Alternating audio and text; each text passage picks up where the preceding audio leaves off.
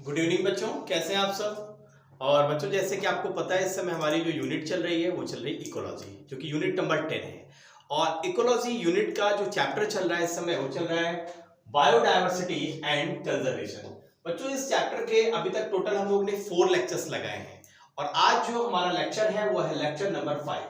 इस lecture number 5 में बच्चों आज हम लोग बात करने वाले हैं बायोडायवर्सिटी के कंजर्वेशन की, कि जो बायोडायवर्सिटी है, जो नंबर ऑफ स्पीसीज हैं, कैसे हम उनको कंजर्व करें, कैसे हम उनको प्रोटेक्शन दें, कैसे उसका सस्टेनेबल यूज करें कि आने वाली जो पीढ़ियां हैं वो भी उसका लुत्फ उठा पाए। तो इन सारी पॉइंट्स की आज हम लोग बात करेंगे। बच्चों, जब हम बायोडायवर्सिटी का कंजर्वेशन करते हैं तो मुख्यतः 2 तरीके होते हैं। पहला होता है इन सिटू और दूसरा होता है एक्स सिटू। इन दोनों के बारे में बड़ा ही डिटेल से आज हम लोग बात करने वाले हैं और देखेंगे कि बायोस्फीयर रिजर्व क्या होता है, नेशनल पार्क क्या है, सेंचुरीज क्या है, इनकी डिफिनेशंस क्या है, क्या इनके बीच में डिफरेंसेस हैं। इन सभी पॉइंट्स की बात आज के सेशन पे हम लोग करने वाले हैं। तो चलिए बच्चों, स्टार्ट करते हैं आज के अपने इस ब्यूटीफुल सेशन को और देखते हैं जो हमारे नीट और बोर्ड एग्जामिनेशन के पॉइंट ऑफ व्यू से इंपॉर्टेंट है।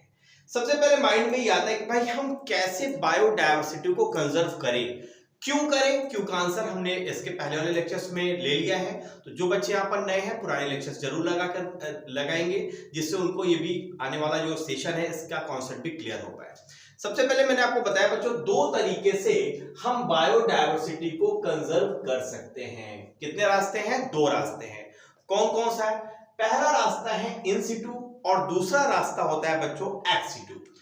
इन सिटू का अगर हम मतलब बोले, जैसे सपोज है कोई एरिया है, हम मान लेते हैं कोई ये एरिया है, इतना बड़ा एरिया, और इस एरिया में हमने देखा कि यहां पर कुछ ऐसे प्लांट और एनिमल हैं, यस, जिनको प्रोटेक्शन देना बहुत जरूरी है, बहुत अच्छी यहाँ की डायवर्सिटी है।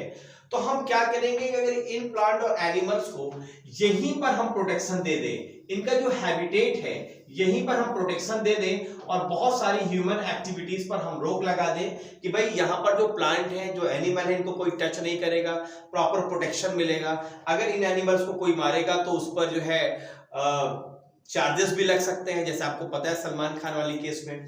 तो इस तरीके का एरिया जहां पर उनका रियल हैबिटेट है वहीं पर अगर हम प्रोटेक्शन दे देते हैं तो इस तरीके के कंजर्वेशन को हम बोलते हैं इन सिटू कंजर्वेशन। अर्थात हम दूसरे शब्दों में क्या कह सकते हैं कि conserve in their original habitat, मतलब जहां पर वो रह रहे हैं वहीं पर हम उसको प्रोटेक्ट करते हैं, चाहे प्लांट का केस हो या तो एनिमल का केस हो। ठीक है बच्चों। सेकेंड पॉइंट क्या कह रहा है? एग्जाम्पल के रूप में आपको बताया गया है, जैसे एनसीईआरटी में दिया गया, जैसे आप देखते हैं जिम कॉर्बेट नेशनल पार्क, आपको पता है ये टाइगर के लिए रिजर्व है और यहाँ पर टाइगर का शिकार करना अवैध है। यहाँ पर टाइगर को प्रॉपर प्रोटेक्शन दिया जाता है और यहाँ पर कोई भी डिफॉरेस्टेशन एक्टिविटीज नहीं होती है, मतलब यहाँ पर जो जंगल है उनको आप डिस्टर्ब नहीं कर सकते, वहां के पेड़ों को आप नहीं काट सकते। तो हमने क्या किया कि जहां पर ये टाइगर्स थे, यस, वहां पर प्रॉपर हमने उस एरिया को जिम कॉर्बेट नेशनल पार्क घोषित कर दिया और अब वहां पर किसी भी प्रकार की ह्यूमन एक्टिविटीज पूरी तरीके से वहां पर प्रोहिबिटेड है।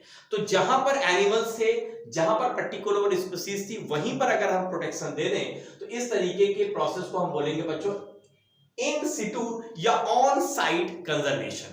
ओके, चलिए दूसरे तरीके का जो प्रोटेक्शन होता है उसको हम बोलते हैं बच्चों एक्स सिटू।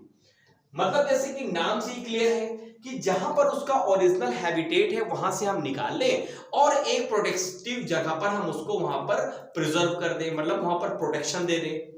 जैसे अगर एग्जांपल की बात अगर हम बोले तो conserve in other place their original habitat, मतलब वो ओरिजिनल हैबिटेट नहीं है, वहां से निकालकर कहीं हमने जगह पर प्लेस कर दिया। जैसे सपोज दैट आपको पता है बॉटनिकल गार्डन, तो बॉटनिकल गार्डन में क्या होता है? बॉटनिकल गार्डन में आपको पता है कि जब बॉटनिकल गार्डन है तो वहां पर डिफरेंट प्लांट की स्पीसीज हम वहां पर लाके ग्रो कराते हैं और उन्हीं स्पीसीज को ग्रो कराते हैं जो आने वाले समय में संभावना है कि हो सकता है ये इंडेंजर्ड हो जाए या ये एक्सटिंक्ट हो जाए, तो उनको एक तरीके से हम प्रोटेक्शन यहां पर दे देते हैं। ठीक है, जैसे आपको पता है कि सीड बैंक्स होते हैं, तो हम क्या करते हैं, उस सीड बैंक में सीड को प्रिजर्व करके रखते हैं। तो ये किस तरीके का कंजर्वेशन है बच्चों? तो इसी तरीके के कंजर्वेशन को हम बोलते हैं एक्स सिटू कंजर्वेशन। तो हम लोग ने बहुत ही संक्षेप में दो चीजें समझी कि हम बायोडायवर्सिटी को दो तरीके से कंजर्व कर सकते हैं। पहला रास्ता है उनके ओरिजिनल हैबिटेट पे कर दें, जिसको हम बोलेंगे इन सिटू, या हम ओरिजिनल हैबिटेट से निकाल लाएं और एक प्रोटेक्टेड एरिया में वहां पर उसको प्रोटेक्शन दे दें। इस तरीके को बोलते हैं एक्स सिटू कंजर्वेशन। चलिए बच्चों, जरा हम इसको थोड़ा सा डिटेल में एक फ्लो चार्ट के माध्यम से मैं आपको बताऊंगा कि कौन कौन से वो जगह है जहां पर हम प्रोटेक्शन दे सकते हैं। चलिए, और वो कौन कौन सी जगह बनाई गई है। सबसे पहले अगर बच्चों आप फ्लो चार्ट में देखो तो बायोडायवर्सिटी कंजर्वेशन को, जैसे कि मैंने बताया, दो तरीके से हम कंजर्व कर सकते हैं, एक इन सिटू और दूसरा बात करेंगे एक्स सिटू की। तो सबसे पहले हम बात कर लेते हैं इन सिटू कंजर्वेशन की, अर्थात प्रोटेक्टेड एरिया नेटवर्क, वहां पर जो एरिया है, ओरिजिनल हैबिटेट है, उसी को हम प्रोटेक्ट कर देंगे। एग्जाम्पल के रूप में जैसे आप देखें, पहला एग्जाम्पल आता है नेशनल पार्क का। आप गए होंगे, कई नेशनल पार्क है, वाइल्ड लाइफ सेंचुरी का आपने देखा होगा। तो जहां पर वो पर्टिकुलर स्पीसीज है एनिमल्स की, उसी एरिया को हमने क्या कर दिया, प्रोटेक्ट कर दिया, और कहा कि भाई यहां पर किसी तरीके की ह्यूमन एक्टिविटीज नहीं होंगी, कोई भी वहां पर शिकार नहीं कर पाएगा, कोई भी प्लांट की स्पीसीज को डिस्टर्ब नहीं कर पाएगा। तो सबसे पहला जो एग्जाम्पल आता है इन सिटू कंजर्वेशन का, वो सबसे पहला आता है नेशनल पार्क और वाइल्ड लाइफ सेंचुरी। माइंड में एक बात जरूर आती होगी बच्चों कि नेशनल पार्क और वाइल्ड लाइफ सेंचुरी के बीच में डिफरेंस क्या होता है। तो जो अगली स्लाइड है उसमें मैं आपको बताने वाला हूं कि इन दोनों जो वर्ड है इनके बीच में डिफरेंस क्या है। ओके, बस यहां पर आपको यह समझना है कि नेशनल पार्क और वाइल्ड लाइफ सेंचुरी दोनों किसका एग्जाम्पल है बच्चों, इन सिटू कंजर्वेशन का है। नेक्स्ट आता है हमारा बायोस्फीयर रिजर्व। यस, इसके बारे में भी हम लोग बहुत डिटेल से बात करने वाले हैं आज के ही सेशन में कि बायोस्फीयर रिजर्व क्या होता है। बस यहाँ पर आपको ये समझना है कि बायोस्फीयर रिजर्व भी क्या है, इन सिटू कंजर्वेशन है, उसके ओरिजिनल हैबिटेट में ही हम प्लांट और एनिमल स्पीसीज को वहां पर प्रोटेक्शन प्रोवाइड करा देंगे। और बायोस्फीयर रिजर्व बच्चों दो तरीके का हो सकता है। अगर हम टेरेस्ट्रियल कर रहे हैं, लैंड में कर रहे हैं, तो उसको बोलेंगे बायोस्फीयर जो रिजर्व है, टेरेस्ट्रियल भी हो सकता है और मैरीन भी हो सकता है। तो दोनों तरीके से बायोस्फीयर रिजर्व हो सकते हैं, टेरेस्ट्रियल भी और मैरीन भी, मतलब वाटर में भी हो सकता है और लैंड में भी हो सकता है।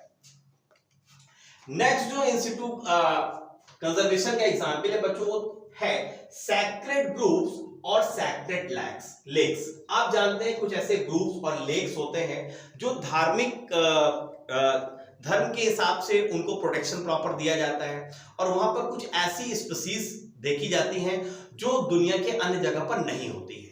तो वहां पर भी उस जो ओरिजिनल हैबिटेट है वहीं पर हम प्रॉपर प्रोटेक्शन दे देते हैं। तो सैक्रेड ग्रुप्स और सैक्रेड लेक्स हम उनको घोषित कर देते हैं और प्रॉपर वहीं पर प्रोटेक्शन देते हैं। तो इस तरीके से बच्चों हम लोगों ने तीन तरीके के इन सिटू कंजर्वेशन के तरीके देखे। पहला नेशनल पार्क या wild life century, second biosphere reserve जो कि टेरेस्ट्रियल और मैरीन हो सकते हैं, और थर्ड बच्चों ने देखा सैक्रेड ग्रुप या सैक्रेड लेक्स। अब हम बात करेंगे एक्स सिटू कंजर्वेशन की। एक्स सिटू कंजर्वेशन का जो बच्चों फर्स्ट एग्जांपल है वो है हमारा बॉटनिकल गार्डन, या हम बोलते हैं उसको जूलॉजिकल गार्डन या एक्वेरिया। आप देखिए बॉटनिकल गार्डन या जूलॉजिकल गार्डन या एक्वेरिया क्या है, हम क्या करते हैं कि ओरिजिनल हैबिटेट से स्पीसीज को लाते हैं और यहाँ पर प्रोटेक्शन दे देते हैं। बॉटनिकल गार्डन में हम प्लांट्स को प्रॉपर प्रोटेक्शन दे देते हैं, जूलॉजिकल गार्डन में आप देखते हैं एनिमल्स को हम वहां पर प्रोटेक्शन देते हैं। एक्वेरिया आप जानते हैं, यस एक्वेरियम, वहां पर भी हम प्रोटेक्शन दे रहे हैं। सेकेंड, आपको पता है, मैंने आपको बताया जैसे सीड बैंक्स होते हैं, यस, और क्रायो प्रिजर्वेशन प्रॉपर ये प्रोसेस होता है जिससे हम सीड को प्रॉपर तरीके से वहां पर प्रिजर्व रखते हैं और सैकड़ों सालों तक हम इसको प्रिजर्व रख सकते हैं। ये जो प्रोसेस है क्रायो प्रिजर्वेशन की, इसमें -196 डिग्री लिक्विड नाइट्रोजन में हम प्रॉपर सीड्स को यहां पर प्रिजर्व कर रख सकते हैं काफी सालों तक। तो ये भी किसका टाइप है बच्चों, ये है एक्स सिटू कंजर्वेशन का टाइप। और लास्ट आता है सैक्रेड प्लांट। सैक्रेड प्लांट्स आप जानते हैं जैसे तुलसी है, सैक्रेड प्लांट्स होता है, घर घर में आज तुलसी लगी हुई है, आपको पता है हिंदुओं के घर में, और तुलसी एक बहुत अच्छी औषधि भी मानी जाती है। तो या होम गार्डन में हम कुछ ऐसे प्लांट लगा लेते हैं जैसे तुलसी है या कुछ ऐसे प्लांट हैं जो इम्पॉर्टेंट है मेडिसिनल पॉइंट ऑफ व्यू से। तो ये जो सारी एग्जाम्पल है बच्चों, चाहे बॉटनिकल गार्डन की बात हो या सीड बैंक की बात हो या सैक्रेड प्लांट या होम गार्डन की बात हो, तो ये जो एग्जाम्पल है बच्चों, ये सभी का सभी एग्जाम्पल किसका है? एक्स सिटू कंजर्वेशन का है। तो आपको ये समझना होगा बच्चों, जो क्वेश्चंस आते हैं कैसे आते हैं, वहां पर जैसे आपसे पूछ लिया जाएगा कि भाई सीड बैंक किस तरीके का प्रिजर्वेशन है, एक्स सिटू है या इन सिटू है। जैसे आपसे पूछ लिया जाएगा बायोस्फीयर रिजर्व क्या है, इन सिटू कंजर्वेशन है या एक्स सिटू कंजर्वेशन है, तो what will be your answer? तो your answer should be in situ conservation है। ओके बच्चों, चलिए जैसे मैंने आपको बताया कि क्रायो प्रिजर्वेशन में हम क्या करते हैं, यहां पर लिक्विड नाइट्रोजन जो -196 डिग्री सेंटीग्रेड पे हम प्रिजर्व करते हैं, इसको बोलते हैं क्रायो प्रिजर्वेशन। तो इस तरीके से बच्चों एक फ्लो चार्ट के माध्यम से मैंने आपको ये समझाने का प्रयास किया है बच्चों कि इन सिटू और एक्स सिटू कंजर्वेशन कौन कौन से हैं, इसका मतलब क्या होता है और इसके एग्जाम्पल क्या है। चलिए इस सेशन को थोड़ा सा और आगे बढ़ाते हैं बच्चों, और कुछ बेसिक चीजें हैं जिसको हम समझते हैं। जैसे मैंने बताया कि नेक्स्ट स्लाइड में मैं आपको ये बताने वाला हूं कि बच्चों वाइल्ड लाइफ सेंचुरी और नेशनल पार्क में डिफरेंस क्या होता है, नेशनल पार्क और वाइल्ड लाइफ सेंचुरी में बेसिक डिफरेंस क्या है। दूसरा हम बात करने वाले हैं कि सैक्रेड ग्रुप्स क्या होते हैं, और तीसरा मैं आपको बताऊंगा बायोस्फीयर रिजर्व के बारे में। तो सबसे पहले आप जानिए कि वाइल्ड लाइफ सेंचुरी और नेशनल पार्क में अंतर क्या होता है। देखिए अगर हम वाइल्ड लाइफ सेंचुरी की बच्चों बात करें तो वाइल्ड लाइफ सेंचुरी एक ऐसी जगह होती है जहां पर जो वाइल्ड लाइफ है, मतलब जो जंगल में रहने वाली स्पीसीज हैं, उनको प्रॉपर हम प्रोटेक्शन देते हैं और उनके लिए ऐसी लिविंग कंडीशन वहां पर जनरेट करते हैं जो उनके लिए फेवरेबल हो और उनकी जो स्पीसीज है वो प्रॉपर तरीके से ग्रो कर पाए, और अगर उसमें किसी तरह का एक्सटिंक्शन का खतरा है तो उस खतरे को हम खत्म कर पाए। तो वाइल्ड लाइफ सेंचुरी का जो उद्देश्य होता है वो ये उद्देश्य होता है कि जो वाइल्ड लाइफ है हम उसको प्रॉपर तरीके से प्रोटेक्शन दें। ओके बच्चों, जबकि दूसरी तरफ आप देखेंगे कि नेशनल पार्क के केस में हम फ्लोरा और फाना अर्थात वहां के पूरे इकोसिस्टम को हम प्रोटेक्शन दे देते हैं। अगर हम दूसरे शब्दों में कहें तो जैसे national park provide protection to the entire set of the ecosystem, अर्थात हम फ्लोरा को भी वहां पर प्रोटेक्शन देंगे, हम फाना को भी प्रोटेक्शन देंगे, फ्लोरा का मतलब प्लांट्स को भी प्रोटेक्शन देंगे, एनिमल को भी प्रोटेक्शन देंगे, लैंडस्केप को भी प्रोटेक्शन देंगे। तो इस तरीके से जो लैंडस्केप है उससे आपको बचाना है। तो इस तरीके से बच्चों जो नेशनल पार्क है उसका उद्देश्य है फ्लोरा और फाना को प्रोटेक्शन देना, जबकि वाइल्ड लाइफ सेंचुरी का उद्देश्य है जो वाइल्ड लाइफ है उसके लिए फेवरेबल कंडीशन उपलब्ध कराना जिससे प्रॉपर तरीके से वो स्पीसीज अपने आप को ग्रो करा पाए। ओके बच्चों, तो ये बेसिक डिफरेंस होता है वाइल्ड लाइफ सेंचुरी और नेशनल पार्क में। ओके चलिए अब हम बात करते हैं सैक्रेड ग्रुप्स। सैक्रेड ग्रुप्स का मतलब होता है धार्मिक, वो कुछ ऐसी जगहें होती हैं जहां पर स्पेशल टाइप्स के आपको स्पीसीज दिखेंगी जो दुनिया के दूसरे जगहों पर नहीं मिलती हैं। तो अगर हम बात करें सैक्रेड ग्रुप्स की, तो सैक्रेड ग्रुप्स वास्तव में हैं क्या?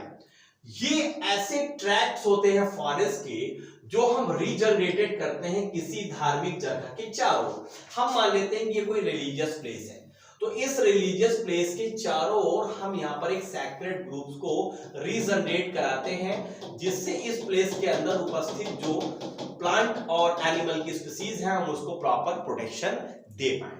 तो सैक्रेड ग्रुप जो मुख्यतः आपको देखने को मिलते हैं और मिलते हैं आपको राजस्थान में, वेस्टर्न घाट्स ऑफ कर्नाटक में, महाराष्ट्र में, मेघालय और मध्य प्रदेश में।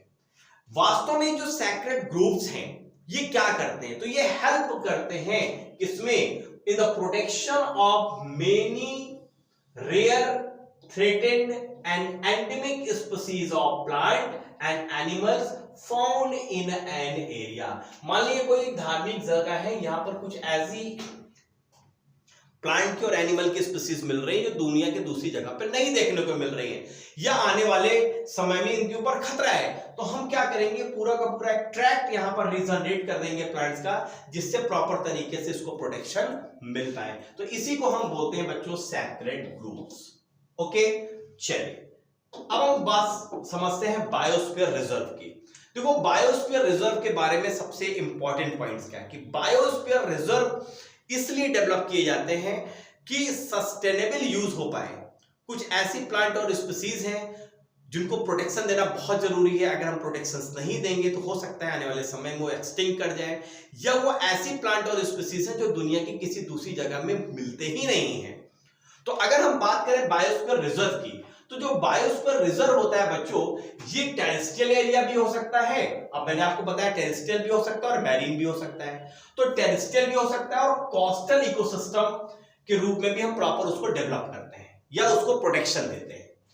ये क्या करता है, ये रिकंसाइल करता है कंजर्वेशन ऑफ बायोडायवर्सिटी का विद इट्स सस्टेनेबल यूज, कि हम उसको प्रॉपर तरीके से प्रोटेक्शन दे पाए जिससे आने वाली पीढ़ी को भी इसका लुत्फ मिल पाए। एक्चुअली अगर हम बात करें बच्चों बायोस्फीयर रिजर्व की, तो बायोस्फीयर रिजर्व को जो आइडेंटिफाई किया जाता है वो इंटरनेशनली रूप से, इंटरनेशनल जो संस्था है वो इसको आइडेंटिफाई करती है।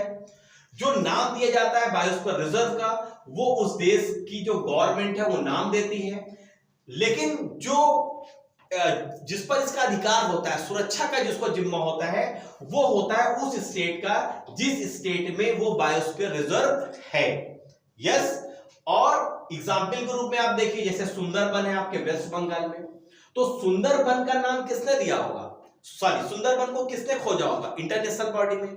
नाम किसने दिया, इंडियन गवर्नमेंट ने। और सुंदरबन में प्रोटेक्शन कौन दे रहा है, वेस्ट बंगाल की गवर्नमेंट। क्लियर है बच्चों। ठीक वैसे आप देखिए जैसे नंदा देवी उत्तराखंड में, तो नंदा देवी ये जो जगह है, इस नंदा देवी को किसने आइडेंटिफाई किया होगा, इंटरनेशनल बॉडी ने। नंदा देवी नाम किसने दिया, इंडियन गवर्नमेंट ने। और प्रोटेक्शन कौन दे रहा है यहाँ पर, उत्तराखंड की गवर्नमेंट। तो नंदा देवी और सुंदरबन ये किसके एग्जाम्पल है बच्चों, ये बायोस्फीयर रिजर्व के एग्जाम्पल है। तो बायोस्फीयर के बारे में भी थोड़ा सा हम लोग डिटेल से देख लेते हैं कि कौन कौन से मुख्यतः इसमें एरिया होते हैं, क्या क्या चीजें बायोस्फीयर रिजर्व में होती हैं। चलिए अब थोड़ी सी बात हम लोग कर लेते हैं बच्चों। यस, बायोस्फीयर रिजर्व के बारे में मैं इस स्लाइड के बाद में बताऊंगा, लेकिन यहां पर मैं थोड़ा समराइज वे में आपको बता देता हूं कि इन सिटू और एक्स सिटू कंजर्वेशन में क्या क्या चीजें आती हैं। देखो इन सिटू कंजर्वेशन में जैसे कि मैंने आपको बताया कि अगर उसके ओरिजिनल हैबिटेट में ही अगर हम प्लांट और एनिमल को प्रोटेक्शन दे रहे हैं तो इसको हम क्या बोलते हैं, इन सिटू कंजर्वेशन।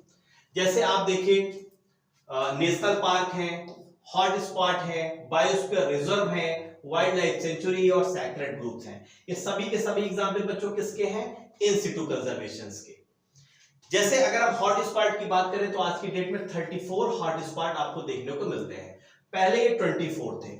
और अगर हम इसके टोटल कवरिंग की बात करें पूरे लैंड एरिया की, तो लगभग 2% लैंड एरिया कवर हो रहा है, बट है 30% डाइवर्सिटी। देखो लैंड एरिया तो सिर्फ 2% कवर कर रहा है, लेकिन डाइवर्सिटी इसमें लगभग 30% डाइवर्सिटी पूरी दुनिया की आपको देखने को मिलती है। तो ये पूरे वर्ल्ड की बात की जा रही है बच्चों, ठीक है। 2% लैंड एरिया को कवर कर रहा है, लेकिन 30% आपको डाइवर्सिटी देखने को मिलेगी। Western Ghat and Sri Lanka, Indo Burma, Himalaya cover our countries exceptionally high biodiversity region यहाँ पर आपको देखने को मिलते हैं। तो ये इन सिटू कंजर्वेशन है। अब जरा एक्स सिटू कंजर्वेशन मैंने आपको बताया, जैसे जूलॉजिकल पार्क है, बॉटनिकल गार्डन है, वाइल्ड सफारी। देखो वाइल्ड सफारी पार्क है, यस, तो वाइल्ड सफारी पार्क दोनों में अंतर समझिएगा, और wild life sanctuary, both are different thing. देखो वाइल्ड लाइफ सफारी किसका एग्जाम्पल है बच्चों, एक्स सिटू का, और वाइल्ड लाइफ सेंचुरी किसका एग्जाम्पल है, इन सिटू का। इसको माइंड में रखिएगा, यहीं पर बच्चे गलती करते हैं। ओके, सैक्रेड प्लांट और क्रायो प्रिजर्वेशन, तो ये सब के सब एग्जाम्पल है बच्चों एक्स सिटू कंजर्वेशन के। चलिए अब जैसे कि मैंने आपको बताया कि अब हम लोगों को थोड़ा सा बायोस्फीयर के बारे में कुछ पॉइंट्स हम लोग देख लेते हैं कि वास्तव में बायोस्फीयर होता क्या है, बायोस्फीयर रिजर्व है क्या। तो बायोस्फीयर रिजर्व क्या है, वास्तव में एक ecosystem with plants and animals of the unusual scientific and natural interest. कुछ ऐसी जगह होती है जहां पर एक इस तरीके का इकोसिस्टम है जो आपको दूसरी जगह देखने को नहीं मिलता है, पहली चीज। सेकंड पॉइंट क्या कह रहा है, it is a level given by UNESCO. इसका लेवल कौन देता है, यूनेस्को इसको आइडेंटिफाई करता है to help protect the site. The plan is to promote management, research and education in ecosystem conservation. और ये जो बायोस्फीयर रिजर्व का जो मेन उद्देश्य होता है वो ये होता है कि वहां के प्रॉपर इकोसिस्टम को हम प्रोटेक्शन दे पाए, वहां से रिलेटेड जो चीजें हैं, जो एनिमल्स रह रहे हैं या जो स्पीसीज रह रही हैं, उनके हैबिटेट्स के, उनका क्या बिहेवियर है, उसका प्रॉपर तरीके से हम उसकी स्टडी कर पाए, ये सब उसके प्रॉपर उद्देश्य होते हैं। तीसरा, this include the sustainable use of natural resources. Actually biosphere reserve का ये एक उद्देश्य होता है कि हम सस्टेनेबल यूज करें। सस्टेनेबल यूज का मतलब है हम कभी भी जो हमारी नीड है उसको ग्रीड में कन्वर्ट ना करें, हम इस तरीके से इन रिसोर्सेस का कंज्यूम करें कि आने वाली पीढ़ी को भी इसका प्रॉपर लुत्फ मिल पाए।